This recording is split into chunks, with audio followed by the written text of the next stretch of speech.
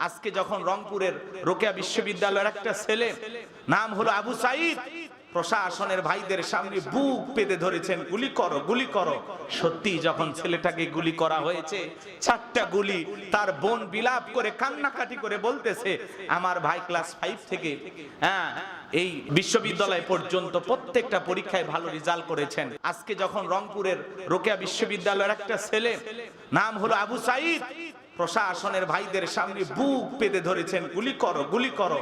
সত্যি যখন ছেলেটাকে গুলি করা হয়েছে, 4টা গুলি, তার বোন বিলাপ করে কান্নাকাটি করে বলতেছে আমার ভাই ক্লাস 5 থেকে এই বিশ্ববিদ্যালয় পর্যন্ত প্রত্যেকটা পরীক্ষায় ভালো রেজাল্ট করেছেন। আমার ভাইয়ের স্বপ্ন ছিল আমার ভাই এগিয়ে যাবেন, চাকরি করবেন। আমার ভাইয়ের অনেক বড় স্বপ্ন ছিল। আমার ভাই পড়াশোনায় এত মেধাবী ছিল, এত ভালো ছাত্র ছিল, জীবনে কোনোদিন কাউকে গালমন্দ করে নাই, কারোর সাথে চোখ রাঙায় নাই, বাজে কথা বলে নাই। আমরা বোনেরা কোনোদিন খারাপ ব্যবহার করে নাই আমাদের সাথে। আমার বাবার সাথে কখনো চোখ রাঙায় কথা বলে নাই। আজকে আমার ভাইকে কেন গুলি করা হলো? ওই গুলিটা আমি বোনকে কেন করা হলো না? এই যে একজন বোনের আত্মনাদ, বাবা ফেল ফেল করে তাকিয়েছে, মা আহাজারি করতেছে। আজকে সন্তানেরা প্রতিবাদ করতে গেলে কেন তাদেরকে এভাবে বিদায় করে দেওয়া হচ্ছে? কেন তাদেরকে নিহত করা হচ্ছে? আজকে আবু সাইদের মতো 5 জন ছেলে বাংলাদেশ থেকে বিদায় নিয়ে গেল। মা বাবার স্বপ্ন নিয়ে যারা রাজপথে আন্দোলন করতেছে তাদেরকে এইভাবে বিদায় করা হচ্ছে। আজকে তার পরিবারে আহাজারি, কান্নাকাটি, বিলাপ মাধ্যম চলতেছে। যেই মা বাবার স্বপ্ন নিয়ে সন্তানকে বিশ্ববিদ্যালয়ে পাঠালো, সেই স্বপ্ন প্যাকেট হয়ে লাশ হয়ে বাড়ির দুয়ারে পৌঁছে যাচ্ছে।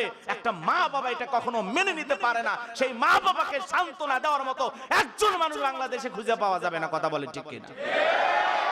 কেন মারবে? কেন তাদের অধিকার হরণ করা হচ্ছে? তাদেরকে একটু চাওয়ার সুযোগ দেয়া যাবে না? 10 দিন 5 দিন তারা রাজপথে আন্দোলন করুক, আপনারা চুপচাপ থাকেন। কেন তাদেরকে ভাবি বিদায় করে দেওয়া হবে?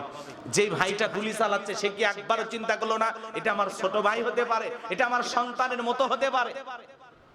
আজকে সমাজে যা চলতেছে এই কথাগুলো নিয়ে আমরা যদি কথা বলি, আপনারা আবার বলবেন হুজুর আপনারা ওয়াজ নসিহত করেন, ইমামতি করেন, এগুলো কেন?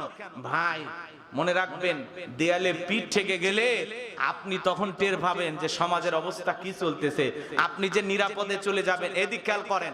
আপনি কারবালা থেকে কলোনিতে যাবেন, এখান থেকে আপনি হয়তোবা 7 মাথায় যাবেন, সেখানে যদি নিরাপদ একটা যাওয়ার পথ চলার ব্যবস্থা যদি না থাকে, আপনি তো ভালো মন নিয়ে 7 মাথায় যাইতেছেন, হয়তোবা আপনার মা অসুস্থ, সবুজ মেডিকেলে ঔষধ নিতে যাচ্ছেন, বলা যায় না ওই মায়ের ঔষধ নিতে গিয়ে আপনি লাশ হয়ে বাড়িতে ফিরবেন।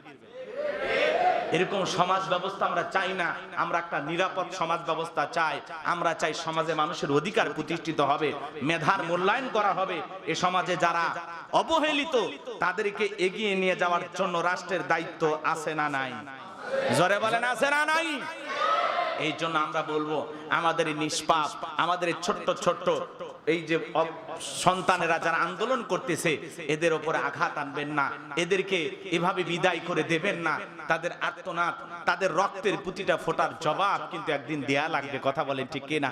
হয়তোবা দুনিয়াতে কোনো না কোনো ভাবে ছাড় পাবেন, কারণ এরকম হাজারো মেধাবী ছাত্র যুগের পর যুগ জীবন দিয়ে যাচ্ছেন, লাশ হয়ে বাড়িতে ফিরতেছেন। 2-4 দিন ফেসবুক মিডিয়াতে আলোচনা হয়, এরপরে এগুলো ধামাচাপা পড়ে যায়, আর আলোচনা হয় না। কত আব্রাহার ফাহাদ বিদায় হয়ে যাচ্ছে, কত আবু সাইদ লাশ হচ্ছে। কথা বলেন ঠিক কিনা? বিদায় নিচ্ছেন অনেক ভাই, চট্টগ্রামে বিদায় নিয়েছেন, ঢাকা বিশ্ববিদ্যালয়ে কয়েকজন লাশ হয়েছেন, এভাবে রংপুরে রোকেয়া বিশ্ববিদ্যালয়ে আবু সাইদ নামের এই ভাইটা লাশ হয়েছেন। আরে সবাই মানে আশ্চর্য হয়ে যাচ্ছে। এই ছেলেগুলো আবেগে আবার ফেসবুকে স্ট্যাটাস দিয়ে বলতে। তাহলে এদিকে খেয়াল করেন, এই আশুরার দিনে ঐতিহাসিক যত ঘটনা ঘটেছে, কারবালার ঘটনা ঘটার আগে, তার আগে থেকেই এই মুহররমের আশুরার 10 তারিখের সম্মান মর্যাদা, সুবহানাল্লাহ বলেন, এবং রমজানের রোজা ফরজ হওয়ার আগে সবচাইতে, এদিকে খেয়াল করেন, সবচাইতে গুরুত্বপূর্ণ রোজা ছিল আশুরা রোজা। এটা ফরজ ছিল, সুবহানাল্লাহ বলেন। এখন অনেকেই আমরা এই সিয়ামগুলো পালন করি না।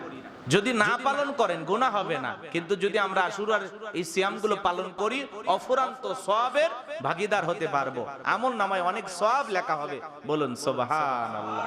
তাহলে আমরা না পারলেও আমরা বাড়িতে যাই যদি এই খবরটা দেই, আমাদের পরিবার পরিজন যারা আছেন, বিশেষ করে মা বোনেরা রোজার বেলায় খুবই শক্ত, কারণ মাঝে মাঝে অভিমান করে 3 দিন 4 দিন ভাত খায় না, চাল বেঁচে যায়, নাকি বলেন? আছে না এরকম মা বোন? কথা কয় না। মাঝে মাঝে দেখবেন স্ত্রীর রাগ করে না, রাগ করে যদি বলেন বল্টুর মা আসো খাইতে আসো, তখন বলবে তুমি খাও, তোমার খিদে লাগছে, তুমি জল্লাদ, তুমি বেশি করে খাও। কথা বোঝেন না? কারণ মা বোনেরা মাঝে মাঝেই রাগ করে 2 দিন 1 দিন খানা খায় না। এই জন্য রোজার বেলায় মা বোনেরা খুবই শক্ত। কোন কোন মাসে নফল রোজা আছে আলেমদের কাছে জিজ্ঞাসা করে, মসজিদের ইমাম মুয়াজ্জিনকে জিজ্ঞাসা করে, আর ইমাম সাহেবের কাছ থেকে শুনে এই মেসেজটা যদি বাড়িতে যায় ড্রপ করতে পারেন। কথা কয় না কে? এক হুজুর শুনছেন না, বৃষ্টি আইলে মেসেজ ড্রপ করে যে এই বৃষ্টির দিনে যুবকেরা যদি বউ থাকতো, আহারে খিচুড়ি ফাঁকায় খাওয়াইতো। হুজুরের কোনো কাজ নাই, হুজুর খালি সুযোগ পাইলে মেসেজ ড্রপ করে। কথা কি বুঝতে পারতেছেন? আমাদের মতোই হুজুর, উনি সুযোগ পাইলেই বৃষ্টি আসলে এটা নেওয়া যে বৃষ্টি, এই বৃষ্টির দিনে আহারে যুবকদের যদি একটু বউ থাকতো, খিচুড়ি রান্না করে খাওয়াইতো, ডিম রান্না করে খাওয়াইতো। কিন্তু একটা চাকরি নাই বলে যুবকদের দাম নাই। এই হুজুরকে অনেকেই খুঁজতেছে, সবাই বলতেছে এই হুজুরকে থানায় ড্রপ করা হোক, অনেকে বলতেছে এই হুজুরকে পাবনা পাগলা গারদে পাঠানো হোক। আসলে মূল বিষয় তা না, তিনি কোন চিন্তা থেকে কথাগুলো বলেন আল্লাহ ভালো জানে। প্রেমিকা কি কিছু বই উপহার দাও, এই বেচারা আবার এই যে আজকের একটা মেসেজ ড্রপ করেছে যে আমি ক্ষমা চাই, আমি অতীতে যে বক্তব্য দিয়েছি আমার এই বক্তব্যগুলোকে বিকৃতি ভাবে উপস্থাপন করা হয়েছে। আমি কথা বুঝাইতে চাইছি, একটা মানুষের সামনে ভুলভাবে এই কথাগুলো উপস্থাপন করা হয়েছে। এই জন্য আমি আমার দেশবাসীর কাছে ক্ষমা চাই। আমার এগুলো নিয়ে আলোচনা সমালোচনা হচ্ছে, ভবিষ্যতে আমি যেন কোরআন এবং সুন্নাহকে রিসার্চ করে কথা বলতে পারি। আপনারা আমার জন্য দোয়া করবেন। রাগ করতেছেন আপনারা? তো কোনো মানুষ যদি ক্ষমা চায়, ফিরে আসতে চায়, তার জন্য দোয়া করার দরকার আছে না?